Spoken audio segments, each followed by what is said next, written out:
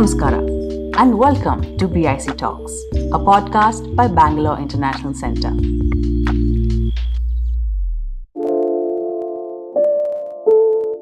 So actually the reason seller's remorse comes up is quite simple. Like any other remorse in life, it's a simple gap between your expectations and what really happens afterwards. And maybe a good way to frame this for our entire conversation is expectations could be when you think, okay, I think I know what I want. You know, if someone asked you, do you want a $3 million or $50 million, pick your number, right? And these days, probably it's $1 billion. But regardless, so people think and they tend to focus on that very strongly. But they don't really understand a whole set of things, both about themselves as well as others. So, what's your exit strategy? This question often leaves most entrepreneurs stumped, as running a business leaves little time to think about anything else.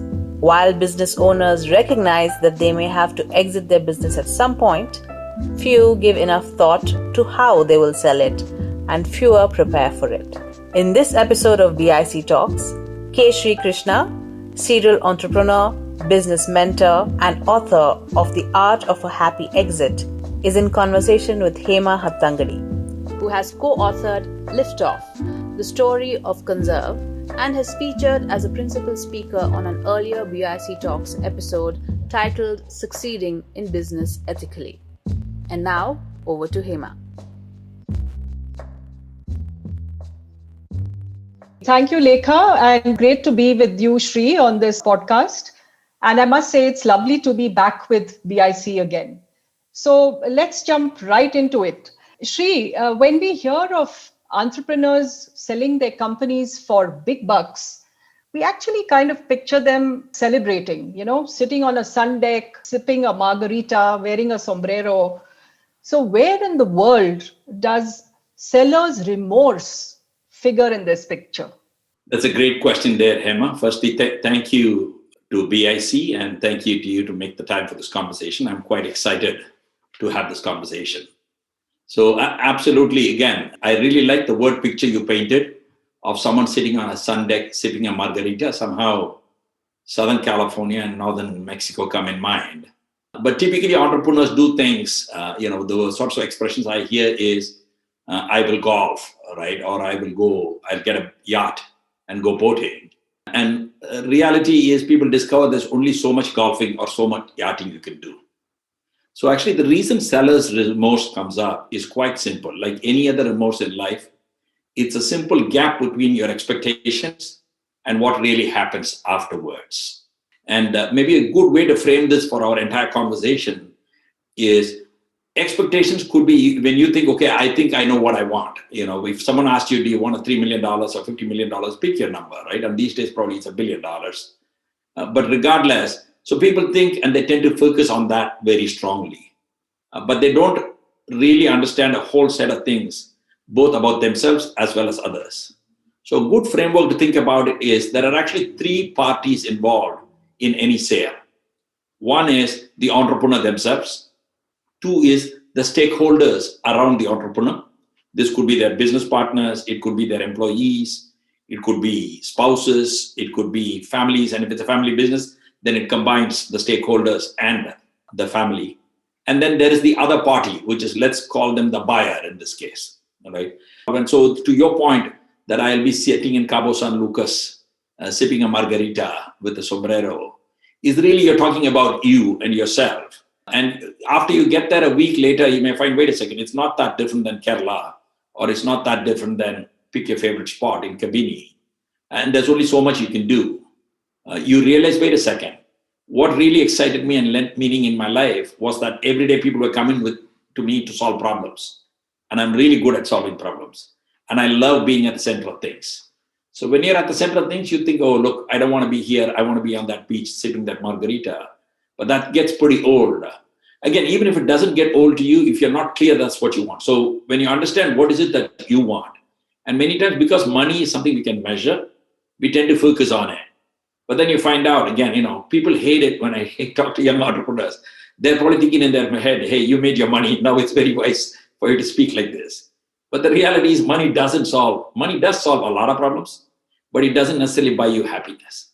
And the other part, seller's remorse many times comes is when people around you aren't happy. I have faced this, and many of the other entrepreneurs I talk about in the book have faced this, which is, yes, you're happy, but you actually do care, unless you're completely antisocial or unempathetic, you do care how others feel. And many times others could be people you care about, could be your co-founders in some cases, could be your employees, what have you. And then, of course, if you've not given thought, why is the buyer buying my business? And especially if you tend to be part of the business after the acquisition, then that disconnect again shows up. So in every one of these cases, it is this gap in the expectations that creates this seller's remorse. Although, I thought that was a very pertinent question to ask, because that would be on the top of everyone's minds when they see your heading and your book title. I must tell you about my own personal story. I sold my business called Conzerv in Energy Management to Schneider. And it took me more than a year, I think, to come out of the seller's remorse. And I remember my HR mentor telling me, why don't you just look at the money that you've just put into the bank and be happy? And I think at the center of it all was that although we had done a lot of the stuff you talk about in your frameworks, what I really missed was exactly what you said, that being at the center of things, missing the power and the glory, being in a position to be able to touch the lives of so many. I think those were things that all the money in the world wasn't really going to make up for. So, Sri, great points there. So let me just jump to the next question I have, which is, could you tell us some good and not so good examples of happy exits that you have researched quite well and deeply and that have figured in your book? So first, before I answer your question, Hema, I want to acknowledge and congratulate you, because almost every entrepreneur that I spoke to for this book, and many that I spoke to who did not appear in the book, they would always start the meeting with me saying they had no regrets. And within the next 45 minutes, we would identify a whole slew of things that they really did. So in that sense, for you to acknowledge that upfront, I think both displays a certain degree of self-knowledge. And I think, it's both validating for our listeners and certainly for me.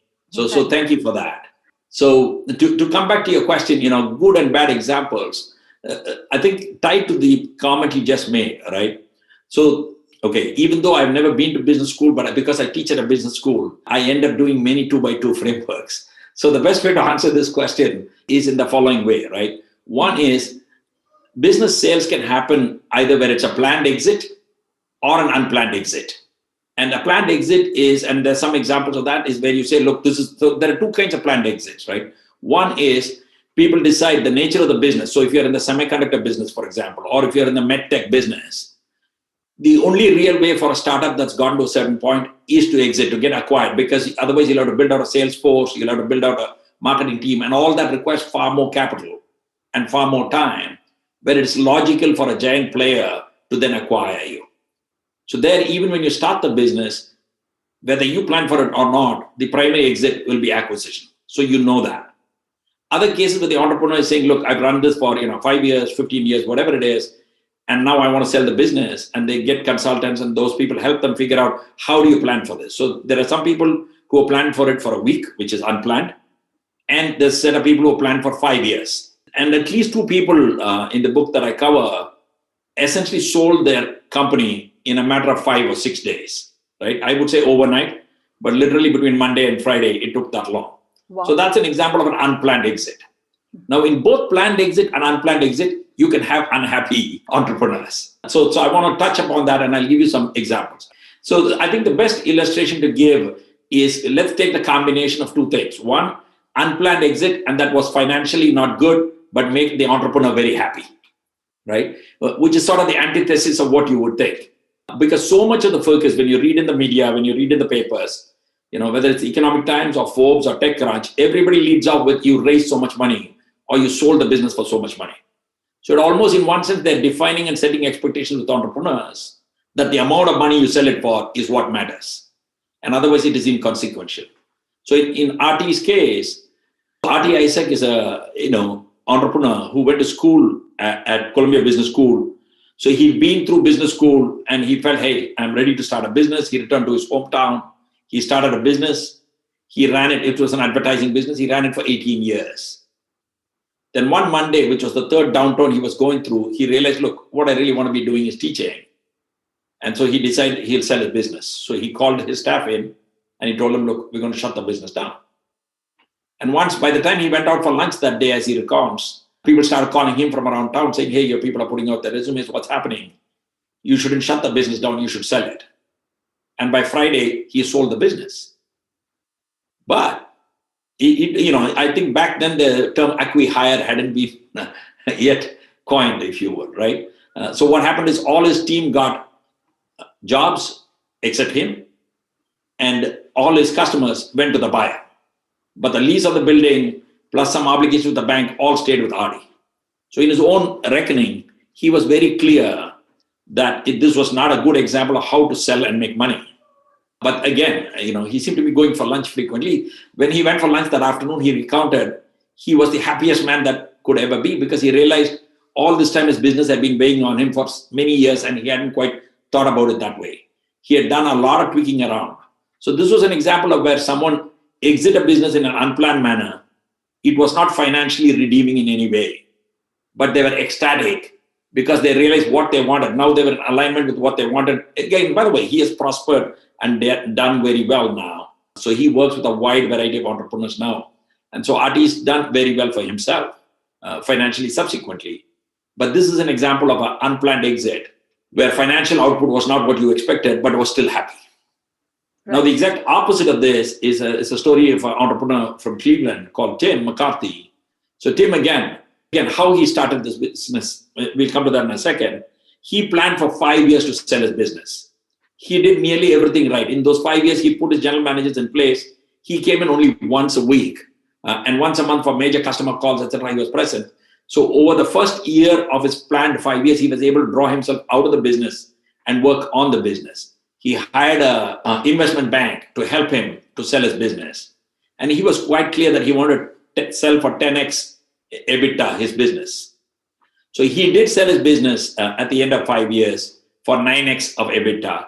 He cleared $45 million free cash. He owned the business 100%, no debt. And in his own words, the next 1 year, he was absolutely miserable. And in his case, the reason he was absolutely miserable was while he had planned, while he was clear, and even prior to selling, he had executed on some of what he felt he wanted, which is get involved philanthropically, spend time with the family, etc. But when he sold the business, he decided to keep some stake in the company and took a board seat. And then obviously, this was a $15 million business at that point. They hired a set of people who had run billion-dollar businesses. And obviously, they had very different ideas of how to run this business. I mean, of course, they were wrong. But the first 1 year in every board meeting, if he's spending time saying, hey, you guys are not doing this right or that right, their feeling was, hey, here's a malcontent ex-entrepreneur. And they just ignored him and, cold-shouldered him, etc. So by Tim's own admission, he made himself miserable. So he had all the money, he had the time, he believed in this business. Of course, this story had a very interesting ending. 5 years on, Tim bought the business back, for cents on the dollar, and he's continuing to run it now. I see. So this is an example where you had a planned exit. The money was really good, but the entrepreneur wasn't happy at all, right? And then there's a whole slew of stories in between here, where I made the example where some exits have to be to large companies. So there are a couple of people who sold their businesses. So if you look at a gentleman who's a serial entrepreneur, Praveen Madani, he sold his first business for $45 million. He stayed on with the acquiring company for 2 years. Then he got another idea and he started yet another business. He sold this for $65 million. And then subsequent to the acquisition, he stayed for 10 years in the company that acquired him. But on the other hand, if you look at someone like in the medtech space, we saw the entrepreneur selling their business to a large medtech firm. But the medtech firm wasn't ready. I mean, the person who did the acquisition was very different than the general manager who was running it. The CEOs and others did not have a stake. So the expectation was, if I go to this large company, I'll be able to make medicine available to a whole lot of people, to a whole lot of marketplaces that are not available. But that was not the case for the large company. So here was a case where you knew you were going to be acquired. You ran through the process, but still you were not happy. Again, this was a case where financially things worked out, but it did not lead to a lot of pleasure, shall we say. And then, of course, subsequently, once the 2-year golden handshake was up, the entrepreneur left the business and started 2 other companies after that. As you can see clearly, planning alone is not enough if you don't understand yourself or what you want. And not planning is always not bad. And getting money always is not sufficient. Not getting money may not always be bad. So every possible combination happens. So the issue is happy exits happen when all of these come together. Absolutely. Very, very valuable insights, Shri. Thank you for that. In fact, when you were telling us the story of Tim, I recollect that at the time that we were planning our exit from Conzerv, I spoke to a lot of very wise people, older advisor than I. And one of them, I think, gave me the advice that really saved me. He said, just make sure you don't give in to the temptation that you want to hang in there, stay on with a little bit of your stake, take a board seat, and then watch what they do with your company. You're the kind of person who'll be miserable, who'll start, saying things like, this is not the way I would have done it, and that's not what you want. And I'm so glad he said that to me at the right time, and we took a call to exit 100%. At the time, of course, it was a little painful. In fact, I've written about that and called it the agony of exit.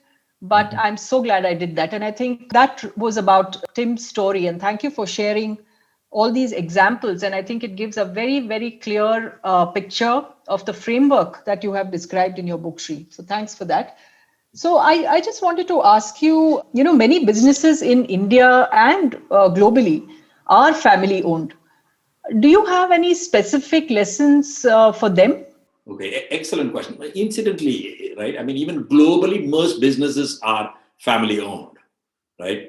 Much like I as you will discover both in this conversation and in my book, I have certain bugaboos, right? Which is, if you look at the media, what I touched upon earlier, this emphasis on money on one hand, and similarly, this emphasis on businesses that are necessarily less than 1% of our businesses, even in North America, are venture funded.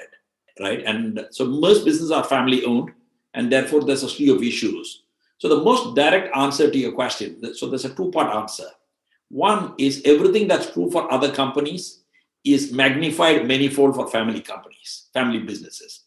So keep that in mind first. So with that as a caveat, let's talk something a little unpleasant. That is, earlier I mentioned in your previous question about unplanned exits. So one of the entrepreneurs I cover in this, one of the key things is this gentleman works for a family office now after he quit his executive position or retired from his executive position. And one of the things when he looks to invest in family-owned or entrepreneur-founded manufacturing businesses, one of the things he found, and he came up with this framework. So I repeat this framework, Andy Billman's framework here to you.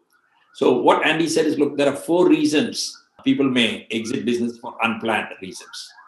And these are even more pertinent for family businesses. One is death. This is something we just don't want to talk about. We don't anticipate. And there's even some studies out of Finland and Northern Europe that the death of an entrepreneur means the business never really, 16% of businesses never recover at all. And others take 6 or 7 years to recover from it, right? And I think death is something I recall having conversation with my father about having to make his will, or now having that conversation with my children. And it makes everyone really uncomfortable, right? So that's one thing. So we don't tend to talk about things, even with our advisors sometimes, but around family, it comes loaded with a whole lot of emotions when you talk about death. The second issue is one of divorce, right? Again, there's obviously a cultural issue around that as well. But I invested in a startup where I was very excited. The entrepreneurs had worked with one another. They were amazing. And then, of course, in year 2, when they're going through a crunch, one of the entrepreneurs had to go through a divorce. And that sort of unleashes a whole bunch of forces that you don't expect. And these entrepreneurs were not married to one another or related to one another. But obviously, you can imagine if either your spouse is part of the business, which I think was the case in your own business, if you will. Yes. So how do you separate issues around that? How do you discuss for it? So much like having an inter se agreement or a founders agreement, if the founders or other stakeholders or shareholders are family members, then things can get very nasty very fast for divorce. The third thing is, it's not as bad as death, but it's disability. And I think the good news is we are beginning to talk about this more and more. Mental health is something that we have not historically talked about in entrepreneurs. And so this is something that we don't talk about and we should talk about, which is what happens, when we read about an accident an actor has and is out of action for a while, we sort of empathize, but it's still at a distance. We don't really feel it at home next to us, much like we are seeing with the pandemic. So disability, obviously if it's a physical disability, you may have some empathy for a little while. In fact, one of the entrepreneurs spoke about her partner had a heart attack, just before a board meeting and had to be out for 3 months. And then effectively never came back to the business, as a contractor. So these are things that we don't think about or plan for. And the final thing, which is the most surprising for people, is disillusionment, which is, I thought this is what it's going to be. It's not what. And I recall reading in your book, I think it's a hat tip to your husband, that he recognized that, look, I really want to be a tech person. I enjoy creating product and doing things. Yes. But that sort of conversation is very difficult to have even in the good times when the partners are. I've started 3 separate businesses with my current business partners. And we've had some difficult conversations, but that's after we work for 10 years. But if it's your family, it's very hard to have. So again, I want you to think about these 4 things make any business hard to have. In the family business, these are things we are just very uncomfortable talking about first. Sure. Right? And I know I come from a fairly large family. My mother has 9 siblings. My father had 5 siblings, etc. So many things talking about money inside the family itself is very sticky. But forget money, even when it's not money, when it's about who's doing what have you. And then when you're in a family business, it becomes even stickier when you say, what do you want? Like, am I being selfish when I think about what do I want? So these are the issues. But let's not focus so much on the issues. Let's focus on how do we address this, right? And I think I have 2 young daughters in their early 20s. And the last 10 years they've been educating father, right? So I've been learning so much from them. So similarly, I think family businesses, and particularly in the Indian context, where there's obviously high social distance, there's a whole bunch of cultural issues around it, power distance is an issue, is we need to create forums, especially the parents or whoever is running the business now, needs to create a forum such that we can have these conversations. And it's perfectly okay to not do well with these conversations, but to agree, here's a framework. I want to draw a parallel here. One of the challenges I see uniquely, not just family business, but any business in India, one unique challenge that I see, and I've blogged about this and I talk about it at every chance I get, is in India, people confuse, if I'm a founder, I usually have at least 4 distinct roles in my business, and I confuse all 4 of them. One is I'm a founder. Founder statutorily means nothing, right? Which is, nobody recognizes that. And founder usually means you're the first one taking the pay cut or working the long hours. But there's just tremendous emotional fulfillment when you're the founder. Then if you are the CEO or the CTO or whatever executive role you have a functional role in the business, which is really your legitimate role as far as everyday how you operate. So in a meeting, when I say, no, we need to drop this feature, I'm speaking there not because I'm the founder, but I'm speaking there in my functional role, which is, let's say, if I'm the VP of marketing. And then usually if I'm the founder, I also have shares in the company, which means I'm a shareholder. But no time in the business should I be talking because I'm a shareholder in the business. I should be talking in it because I'm a functional role player. And then, of course, if I am a significant shareholder, I may have a board seat, in which case, again, in a functional role in a meeting that we are having in the business, it's not because I'm a board member. My role as a board member exists only in the board. Now, most entrepreneurs confuse all these 4 roles, especially in the early days, and leads to much unhappiness within the business. Now, the moment you multiply this and make this family, right? So as it is, so if you are my chacha, but you are my VP of sales, yes. How do I have a conversation with you? And you can't, I haven't begun to shave yet, but if I am the CEO for my functional role, it's one thing when we leave the place and go for dinner or lunch at home. So these are things, right? So there are 2 issues. One, how do you have the unpleasant conversations, whether it's about death, disability, disillusionment, what have you, which in many ways is about what do I want. And the second is the functional roles you have are very different from all these other roles you have. And so it's very important to recognize that and be clear when I'm saying something in a meeting. Am I saying it in role A versus role B versus role C? And more about, regardless of what I think I'm doing, is the other person receiving this because, I'm the elder brother and throwing my weight around? Or am I saying this because this is the right decision as the VP of marketing? So I think this is what I find. And by the way, this is not just for India. This is equally true in this country, in the US, I find. That is really every message in this book around three things I'm saying. Know what you want, understand what the people around you want, understand what the buyer wants. So that gets 10x when it's family. Most insightful. And I think I'd just like to segue from that from family-owned businesses to what kind of advice would you give to young entrepreneurs who are just getting started, as well as another category, which would be entrepreneurs who set up their businesses a bit ago and who are at the crossroads, figuring out what to do next. What would you say to these two groups of people? So again, like all good advice, I'm going to say two exactly opposite things. and as an entrepreneur, we're all having to hold many different facts which don't gel with one another in our head.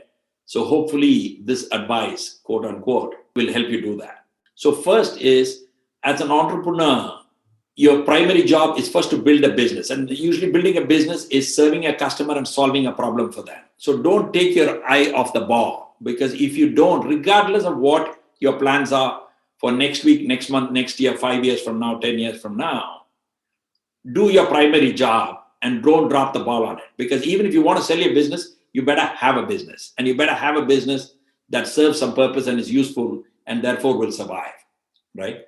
And so in the early days, if you're saying, even so many entrepreneurs, and two stories I shared. One is, I remember within the first year of starting my own business, I was asked to meet this, in fact, one of the entrepreneurs that I've covered in the book, Praveen Madani. And people said, go meet Praveen. He's already sold one business. He's obviously running this other business. He's a very successful guy, and he's very accessible. So I go to see Praveen, and the first question Praveen asks is, when are you going to sell your business? This is back in 99, right? Just before the bubble burst.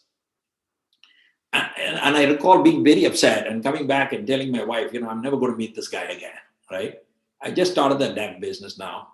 And how, this is what, because, and at that time we were quite clear, we want to try and build a Sony or a HP out of India. That was the vision we had set for ourselves. And here was this dude within 18 months of my starting the business asking me this question. Of course, luckily I grew and I went back many times to talk to Praveen. He continued to irk me, but in many ways I grew, right? So I think, to your point, I think it's important, because obviously when we try to raise money, people ask us, how are you going to exit? And obviously people are investing money in your business because they think there will be an exit. And we all answer, yes, we'll go IPO or we will sell or whatever it is that we think we will do. But the reality is none of us really have an idea what will happen. So first step, focus on building your business if that's what you want to do. That's one part. Second part, which is where the bulk of the book, the first third, almost first half of the book is focused on, is try to understand yourself. So this is an exercise I ask you to once a year, that's not too much, once a year, sit down and answer 5 questions for yourself. And I blogged about these, and I'm happy to share a link to this. So once a year, if you sit down and answer 5 questions for yourself, which is around, what do I want? What do the people around me want? What do I see happening? What's work, not work, etc. That is tremendous, because everybody around you, so that's first part. Second part is, stop reading stuff in TechCrunch or wherever else you're reading now, which, we sort of tend to make hero worship of entrepreneurs. So whenever I ask my class to name entrepreneurs, invariably they name Elon Musk or Steve Jobs, as though, these are the only 2 entrepreneurs in the world. And I recall even in India, when they try to feature women entrepreneurs on the cover, we seem to have only Kiran Mazumdar Shah, if you will, in one sense almost, right? So there's this celebration and celebrity culture even in entrepreneurship. Whereas the reality is entrepreneurship is a team sport. So focus on the people around you, right? Now, the third part, which is sort of counter to the first two, and it's true not just for early entrepreneurs, but for all entrepreneurs, is assume you will sell your business. Even if you choke right now, when you hear me say this, even if you have no intention of selling your business, if you assume that you will sell your business and plan for it, what will happen is you will truly be able to step outside your shoes into a potential buyer's shoes and be able to look at your business from the outside. And this is the thing, if you took only one thing from this conversation, it is that. Learn to look at your business from outside rather than from inside. because all of us love what we're doing. Yeah, some people will say our baby is ugly, our product doesn't work, whatever it is. But the reason we are successful is we kept plugging away. So it's easy to ignore what other people are saying. And many times we are very close to our business. So it's very hard to look at it from outside. So these are the three things I'd say. First, keep your business, focus in your business and grow your business if that's what you want to do. But don't drop the ball. Make sure you have a business. Second, while yes, eventually you'll exit in one fashion or the other, one simple way to handle it is to do an annual planning to say, hey, where am I? Take stock. It should not take you more than an hour to answer these 5 questions. And your answers will change year on year, hopefully. And that means you're growing.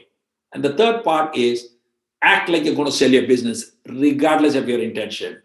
And whether you roll it into this annual review or whether you do it on a twice-year biennial basis, take a look at it so you have an external perspective. And that's the best thing you can do for your business. When you act like you want to sell your business will automatically grow. And that serves point number 1 that I made, which is building a scalable, sustainable business. So that would be my advice. Thank you, Sri. I hope all the entrepreneurs and their families listening are, assiduously taking notes. Thank you for sharing that wisdom. Actually, you've covered a huge bunch of insights and lessons already, but I really want to kind of round off this discussion by asking you, if you were to pull out 2 key lessons that you learned while you did all your research for this book and while you were writing it, what would those be, Sri? Okay, can I sneak in 3? Absolutely. The more the merrier, actually. So I think if I were to hit bullets, right, the first bullet is for all the reasons that entrepreneurs are successful, right, their pig-headedness, their perseverance, etc., also makes them sometimes believe they are different. Okay, and absolutely every human is different. And so, yes, ecosystems matter, where you are matters, etc., etc. But the reality is, and this was my first key takeaway, again, like any big takeaway, when you look back, it seems so self-evident, but entrepreneur stories are eerily similar, right? So whether it is Chandu in Chennai or Tim in Cleveland, both of them use the word that I became an accidental entrepreneur, right? So if you look at, again, Murli in Bangalore or Arti in Columbus, both of them sold their business. They had no plans to sell their business. Overnight, they sold their business. And both of them were happy. So while we think we are different and we say, look, I'm not in the tech business, I'm in the SaaS business, I'm in the fintech business, the reality is your happiness doesn't lie in the nature of business you're in or the ecosystem you're in or the market you're in. Yes, they all impinge on you. But really, to me, that is the single biggest insight, which is, yes, other people's story. I mean, this is just like your parent giving you advice. You listen to it, and you still choose to take whatever it is that you want. And, if you're polite enough, then you try not to roll your eyes and think your dad's an idiot, right? So I think you are different, but you're not so different. So read other people's stories, listen to other people's stories. It's up to you to take it away. So that's my first learning. The second learning is, I'll start with a really brief story here. One of the entrepreneurs I called, they said, look, I wasn't going to take your call. And I was surprised. That's the first thing they said in the call, because their VC had introduced me to them. And they said that VC was not nice to me. And so I was not sure I want to talk to you. But in the next 45 minutes, they shared. So the willingness of people to be vulnerable and the eagerness to share their stories.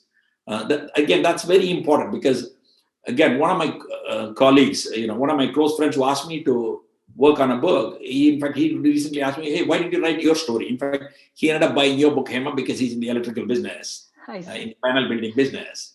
And he was telling me, hey, I read that book first. But nevertheless, the point is, people want to share, and people, the biggest takeaway for me is, so as entrepreneurs, about being perseverant. So seek out the people you want. Don't assume they're busy. Don't assume, hey, their story is not applicable to you. Don't assume they're too big for their britches or the otherwise. Reach out, and people are prepared to help you, right? And the final takeaway, which is still ongoing and hopefully will feed new work that I do, is both my daughters, the first thing they said when they saw me working on the book is they said, Dad, there aren't enough women entrepreneurs in the book, right? And part of my challenge was I only want to talk to entrepreneurs who had sold their business at least 4 years ago. The completely unexpected thing I found was Chandu Nair and other people were able to, I could find a lot more women entrepreneurs in India who have exited their business 4 years ago or so. but for whatever reason, I could never get time with them. So clearly, when we talk about diversity, and when I talk to women entrepreneurs, they say yes. So women entrepreneurs' response is twofold. On one hand, they clearly highlight, yes, most VCs are not women. Here's a set of issues, a different set of rules for us, etc. And there's a set of women who feel, hey, none of that is an issue. I just punch through, etc. But I think when we talk about diversity, if you can't start with gender, let alone then all kinds of other kinds of diversity, whether it's about caste in India, clearly, or it's about color and race.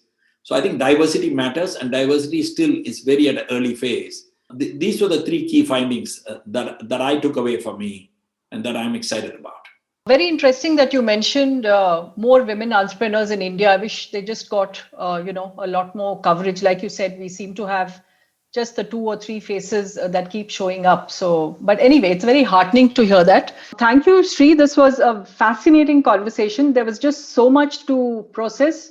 So my advice to folks out there is, if you're even thinking of setting up a business, the first thing you got to do is to go out and get yourself a copy of The Art of a Happy Exit by K. Srikrishna. Thank you, Sri. Great being on BIC with you. And I think you've covered a lot of ground and lots of things to think about. Thank you and best of luck. Thank you, Hema, and thank you to BIC. I really enjoyed. I think one of the things to round this off is every time I have a conversation like this, I learn a lot. I mean, it's much like teaching a class. You learn more sometimes. Yes. And I appreciate the opportunity for me to share my thoughts. Thank you. Thank you. Thank you, BIC. Thank you, Lekha.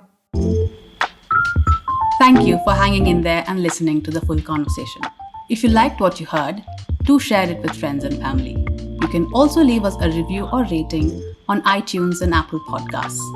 The crew behind this podcast is Gaurav Krishna on sound supervision and production, with support from S. Sarvanaraj and Raghu Tenkaila. Episode artwork and design is by Chandni Venkataraman. Don't forget to subscribe to our channel on your favorite podcast platform. It can also be accessed on our website, bangaloreinternationalcenter.org. This is Lekha Naidu, signing off on behalf of everyone at BIC.